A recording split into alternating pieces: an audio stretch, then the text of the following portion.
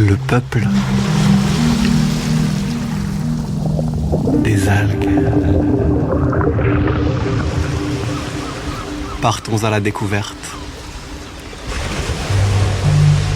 des habitantes de l'Estran. Le peuple des algues. Épisode 1. Scruter la laisse de mer.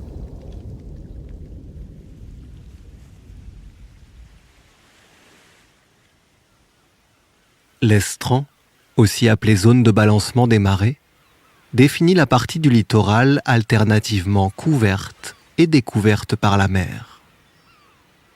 Tout en haut de cet estran, lors de la marée montante, l'océan vient déposer des amas de matière, dont une grande quantité de macro-algues, les algues visibles à l'œil nu.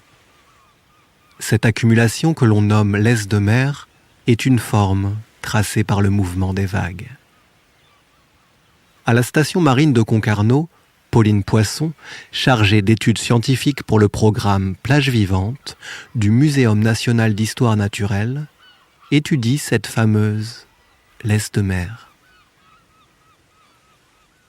Pauline Poisson, j'anime un observatoire participatif qui s'intéresse à l'écosystème de la laisse de mer, qui s'appelle Plage Vivante, et dans lequel je suis amenée à côtoyer aussi bien des chercheurs que des citoyens, parce que l'objectif de cet observatoire, c'est d'étudier l'écosystème de la laisse de mer et surtout d'essayer de suivre la biodiversité à large échelle, donc spatiale et temporelle, donc en fait sur l'ensemble des côtes françaises métropolitaines.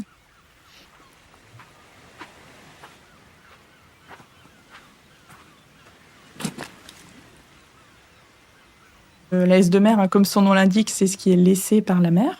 Et on va retrouver bien évidemment des algues échouées avec plusieurs couleurs différentes. On va avoir des algues brunes, des algues rouges, des algues vertes. On va aussi retrouver des choses qu'on prend souvent pour des algues mais qui n'en sont pas, qui sont plutôt des plantes à fleurs marines. Sur la partie atlantique, c'est notamment le cas des austères. En Méditerranée, ce sera plutôt les posidonies. Alors on peut aussi y trouver des débris d'origine terrestre. Et puis on a aussi toute une partie plutôt animale. Voilà, tous les animaux qu'il est possible de rencontrer en mer peuvent finir échoués dans les laisses de mer.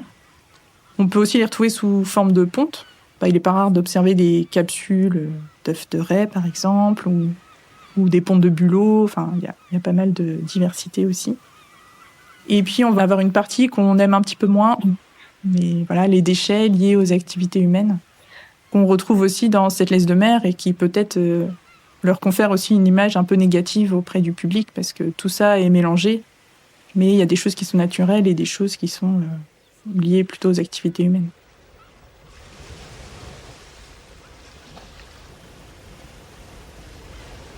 En fait, c'est vraiment la base de tout un écosystème. Et notamment, quand elle se décompose, ça fait effectivement de la matière organique pour les premières plantes qui vont pousser en haute plage et qui vont ensuite former la dune avec des zoyas, des choux marins, des roquettes de mer, enfin ce genre d'espèces. Et donc c'est vrai que quand elle est déposée par la mer, elle est colonisée par tout un cortège d'animaux, des puces de mer, des mouches. Et ces espèces vont y trouver un refuge. Et puis elles-mêmes vont servir de nourriture à d'autres animaux, et notamment les oiseaux, donc aussi bien terrestres que marins, mais aussi les poissons, parce que la laisse de mer elle est très dynamique, et du coup elle est sans cesse reprise par la marée. Donc ça nourrit aussi les espèces marines.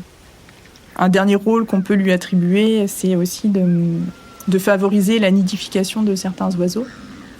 On entend beaucoup parler du gravelot à collier interrompu. Alors, c'est pas la seule espèce qui niche sur le haut de plage, mais on préférait marcher en bas des plages au printemps.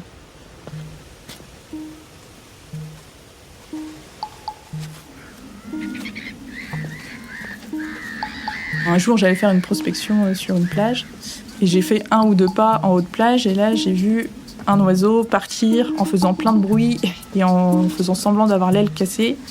Et je me suis dit, mince, il doit y avoir un nid pas loin.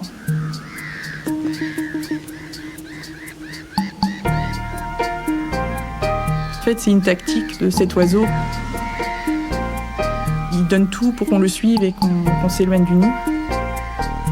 Donc une fois qu'on voit ça, il faut vraiment faire attention à là où on marche, prendre son temps et surtout éviter de marcher par inadvertance sur un œuf. Donc voilà, donc j'ai subi ce petit oiseau.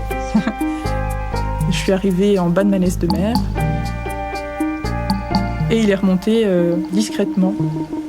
J'ai jamais pu voir où est-ce qu'il retournait finalement. Il était vraiment très bien caché.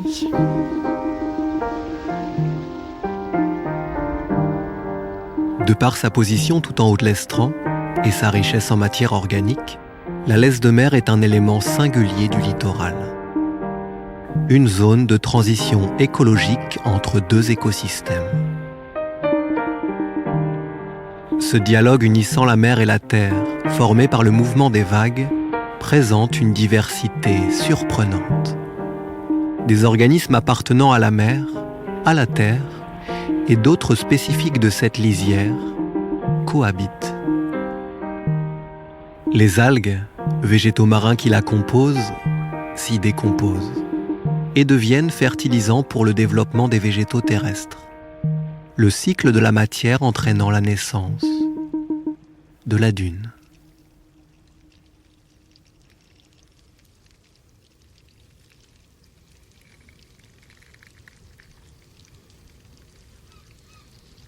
Déjà, j'ai toujours vécu au bord de la mer. J'ai un papa qui a un bateau, donc j'ai toujours été sur l'eau chaque été. J'ai un nom de famille un peu particulier qui me rapproche aussi de la mer. Et du coup, quand on était sur la plage à bronzer avec les parents, moi je restais jamais sur place. J'allais fouiller dans les flaques les petites bêtes qu'on pouvait observer avec la marée basse. Donc c'est vrai qu'il y a une sorte de fascination aussi pour ce milieu marin parce que dans cette masse d'eau, on ne sait pas tout ce qui s'y cache au final.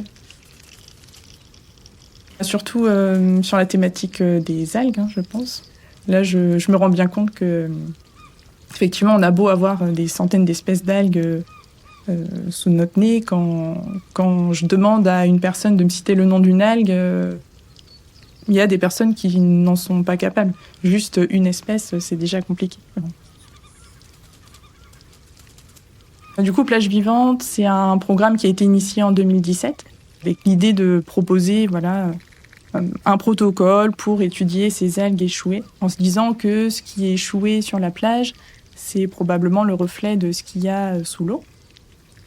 Et donc, en analysant ces algues échouées, on peut avoir éventuellement une idée de l'état des écosystèmes marins. Donc c'est vraiment dans cette optique-là que Plage Vivante est née, avec dans l'idée de faire participer les citoyens. Nous, le premier public qu'on a ciblé, c'est d'abord les scolaires. C'est vrai que la laisse de mer, c'est un objet qui est assez facilement manipulable par les enfants, facilement accessible. Et du coup, quand on amène une classe sur l'estran, ils n'ont pas forcément choisi d'être là. Donc là, on peut voir les différentes perceptions.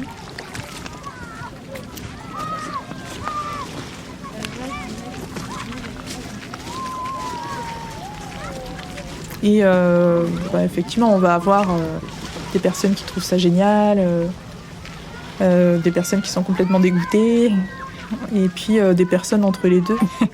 Il y a un peu toutes ces personnes-là. Parce que je pense effectivement à la plage, quand on commence à mettre ses pieds sous l'eau et qu'on a cette laisse de mer qui n'est pas encore échouée, qui nous touche un peu les chevilles, c'est vrai que c'est un côté pas très rassurant, on ne sait pas trop ce qui se cache, l'eau est en général assez trouble à ce moment-là. Quand on prend le temps de les regarder justement avec un masque et qu'on se mette un peu à leur hauteur, du coup on peut voir que finalement il n'y a pas grand-chose à craindre a priori de ces algues-là et que plutôt l'occasion de faire des rencontres sous l'eau.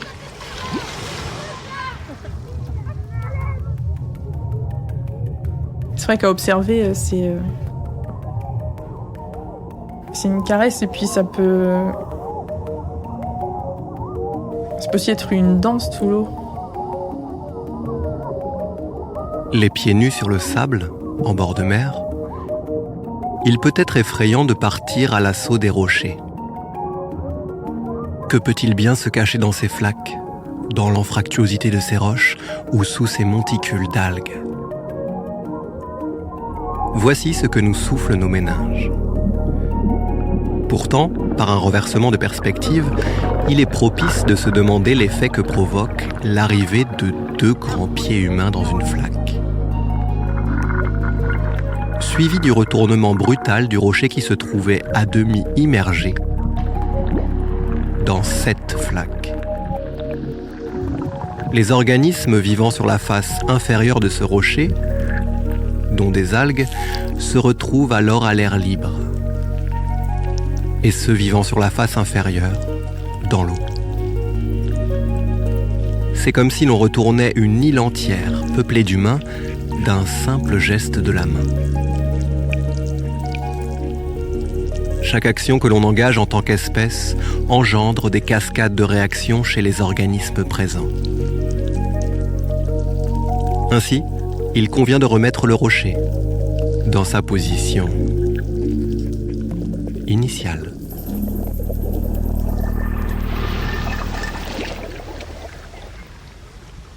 Pour une petite anecdote sur Concarneau, fin juillet, il y a eu un coup de vent et un échouage massif d'algues sur une des plages de la commune. Il y a en fait une communauté d'habitants qui s'est un petit peu formée pour protester contre ces échouages d'algues, puisque ils avaient un lien particulier avec cette plage, c'était leur plage. Affectivement, en tout cas, il l'a considéré comme ça. Et c'est vrai que avec toutes ces algues, c'était difficile d'accéder à la mer. Il y avait aussi les odeurs, parce qu'en plein mois de juillet, un mètre d'algues qui se décompose, ça sent aussi un petit peu. Et du coup, c'est vrai que la mairie a pris le parti d'intervenir, parce qu'il y a vraiment de fortes contestations. Mais c'est vrai qu'ils ne retirent pas les algues de la plage, ils les repoussent à la mer. Bon, ce n'était pas une solution très satisfaisante, puisqu'à la marée d'après, les algues reviennent. Peut-être pas toutes, mais elles sont revenues en partie. Donc c'est vrai qu'il y a eu un processus ensuite de concertation avec les habitants pour nous présenter nos arguments, que eux présentent les leurs aussi, et puis trouver un compromis d'intervention ou de non-intervention en fonction des différentes situations.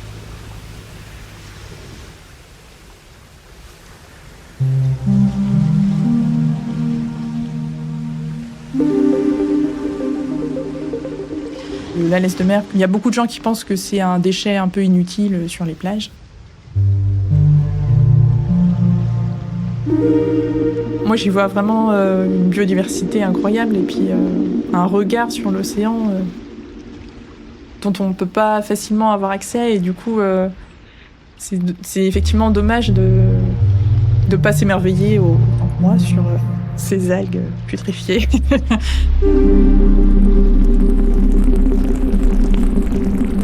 Mais voilà, si au moins on a réussi à changer une ou deux visions, c'est déjà super.